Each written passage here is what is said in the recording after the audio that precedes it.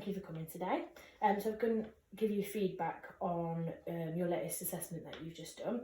Sorry, I have got my iPad, my printer's not working. So I am happy to say that you have passed this.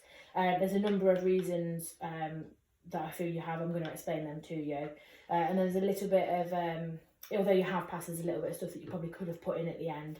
But I'm just going to give you some feedback on this. So your assessment task was to plan, lead and review play opportunities which supports children's learning and development. And obviously I've watched you doing an observation, observed you on that, and in that you followed different policies and procedures like equality and diversity. You included a child who had a hearing impediment. So you included that child so they didn't feel left out. You included children who can't talk, who use Makaton. You know, you got to their level, you brought them over, you got them involved in your activity. That was brilliant to watch. So back to the written part of your assessment. You linked in with your place of work quite a lot, which I thought was quite nice, but you also managed to keep confidentiality, which was really nice.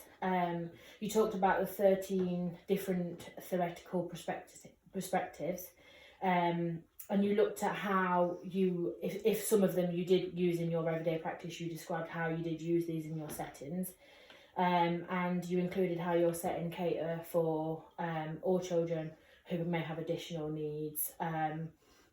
Again, I watched you do an activity with a child who had additional needs, but you just went into more detail about how you do that, really showing that you understand equality and diversity and how important that is in children's learning and development.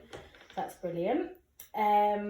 You also included in your observation that I watched you do, you know, you separated the activity into two different games. So one child who was struggling with the harder one, you made it simpler for them, which I thought was really nice. That you included all children, not just, well, this is the activity, this is what we're doing. If you can't keep up, then you can't do it. So you did make it simpler for them to join in as well, which I thought was really nice. And it really shows that you are good at your job. You also talked about like free throw play, so play opportunities for children, and that you do that in your setting, and how important it is for ratios to be upkept when the children are between the two, either outside or inside. And that was really good, showing your understanding of the policies and procedures, and how that helps support children's learning and development.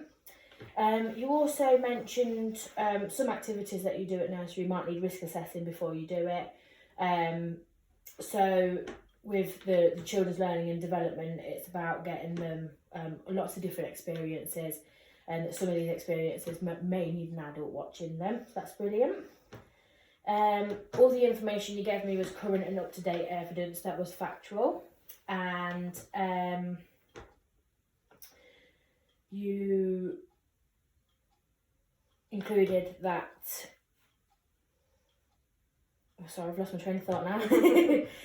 One little bit of feedback I would like to give you is during your assessment that you've written, you could have included about cultural capital and what cultural capital is, because I know you know it because you showed me you were doing it on your observation, but just that, you know, cultural capital is a massive part of children and their play.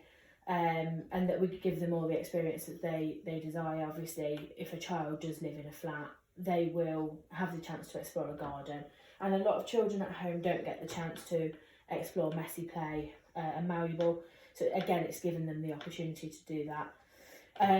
Overall, I think it's a very strong piece of work that you've done.